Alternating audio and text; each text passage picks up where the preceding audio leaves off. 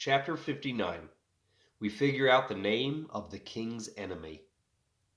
No sooner had the fortune teller read the letter than she realized that Alexander really wasn't actually anyone of importance, and so she hurried out of the tent and away from the slums as quickly as she could. She realized too late that she was still holding the ruined letter in the hand that was wrapped around her new magnifying glass, and her other hand was carrying her packed bag. She tossed it without a second thought into an alley in the slums where it would soon be lost to the fire. And the fires were already set in the farms, since the king's only enemy had already surrounded the courtyard and were coming in from the different gates. They used torches to light houses ablaze, and they used swords and spears to kill the farmers. They also used them to kill the guards. Alexander was still upset about the letter, because it felt like he had lost his mother all over again. But Foxfire and Candide were able to help him to his feet and lead him out from the fortune teller's tent. Before they left, Candide swiped a silk scarf and stuffed it into his personal pouch. He figured the witch wouldn't miss it. There was a lot of commotion outside the tent. People were running around and some people were screaming. This is especially natural for children, but much scarier when it comes from an adult. So the company hurried down the slums toward the market. They found that many adults were screaming, and the enemy hadn't even reached the slums yet. Fear is really just the anticipation of pain. They reached the market, which was mostly empty except for a few of the merchants who were still trying to gather their wares. Most of the sellers had abandoned their goods so they could try to save their own lives, but these smart business people knew that their lives weren't worth as much as the things they were selling. These were the best of the best merchants.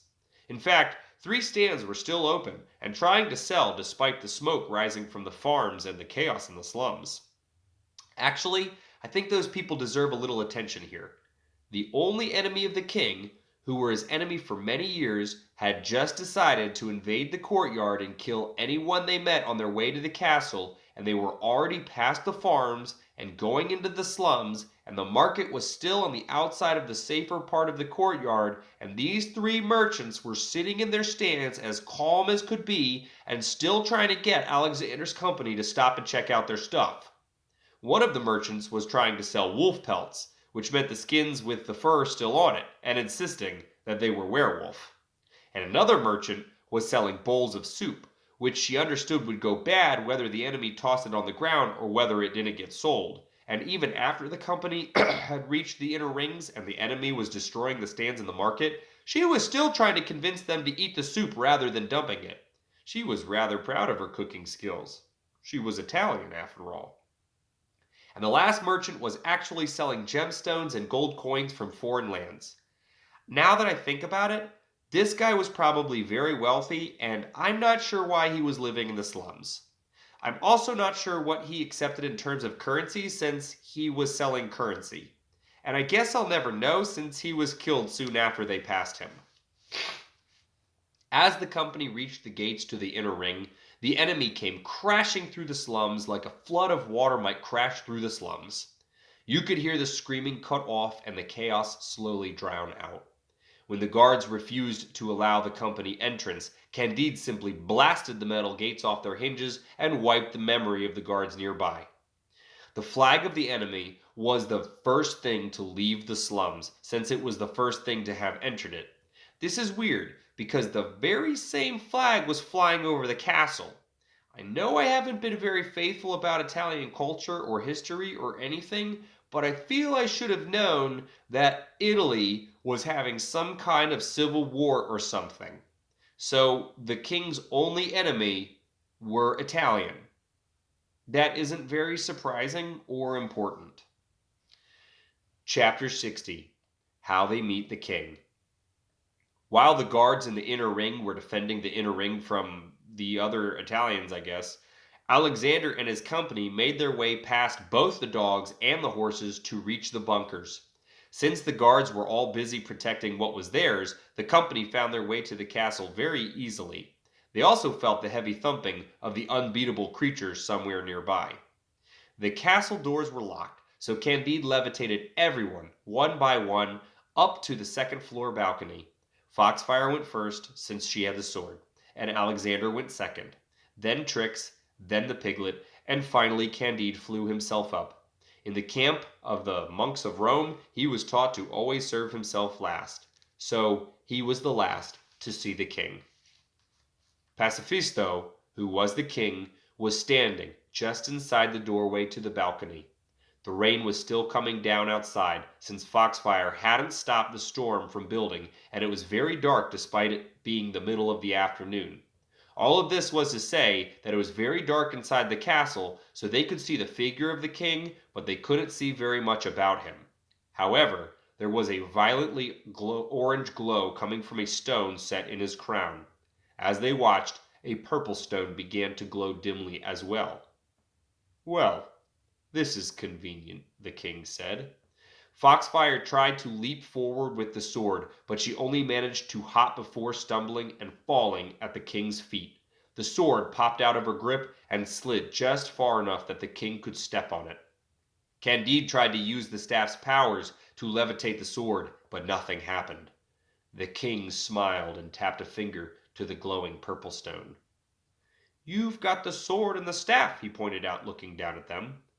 "I feel this is supposed to be an intimate meeting, but," he looked over his shoulders towards the fight going on in the distance, "we don't have time." He stepped out into the light. Chapter 61. The King and His Pet. He was terribly handsome, which is to say, he was very handsome.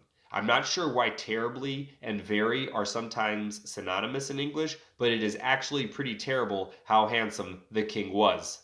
The reason for this is because we really want to feel gross and disgusted when we look at him, but actually he was very pleasant to look at. It was terribly inconvenient. He had rich black hair.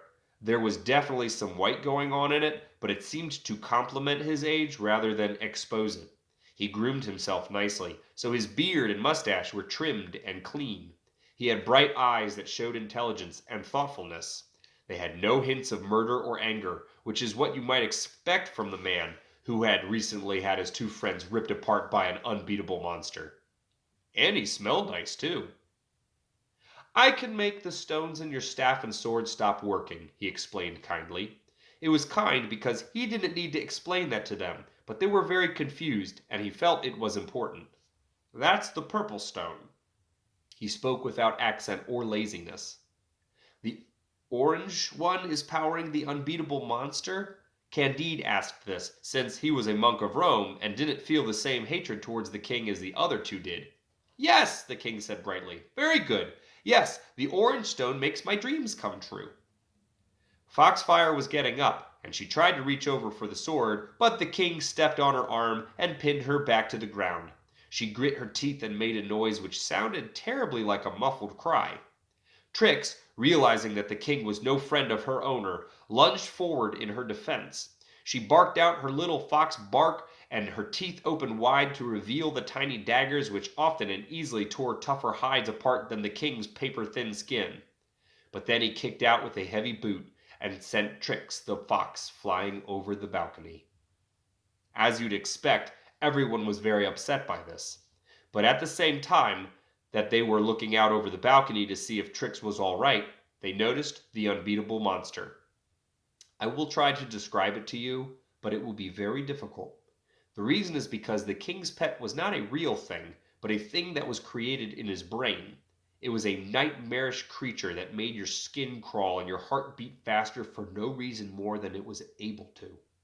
Of its size, it mastered every monster they had encountered so far.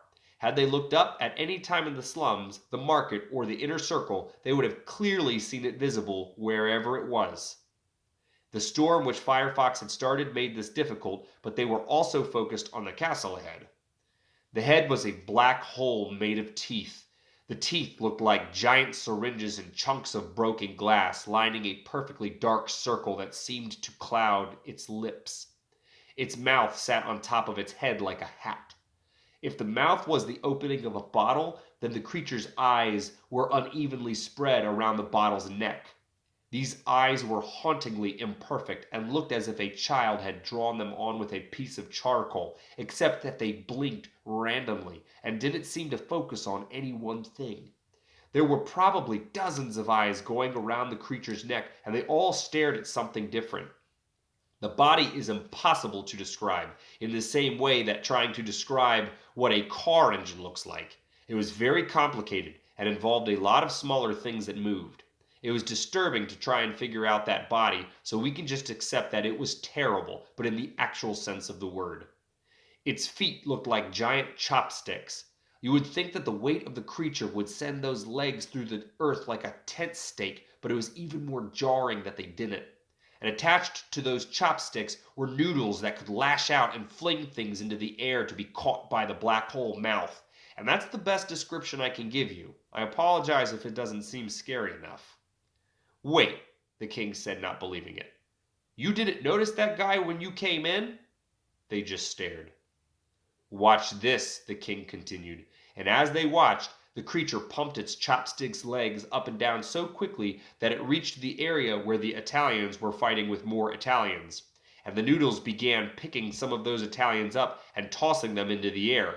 There were screaming, but it was drowned out by the incredible and terrible cry of the creature, the unbeatable creature.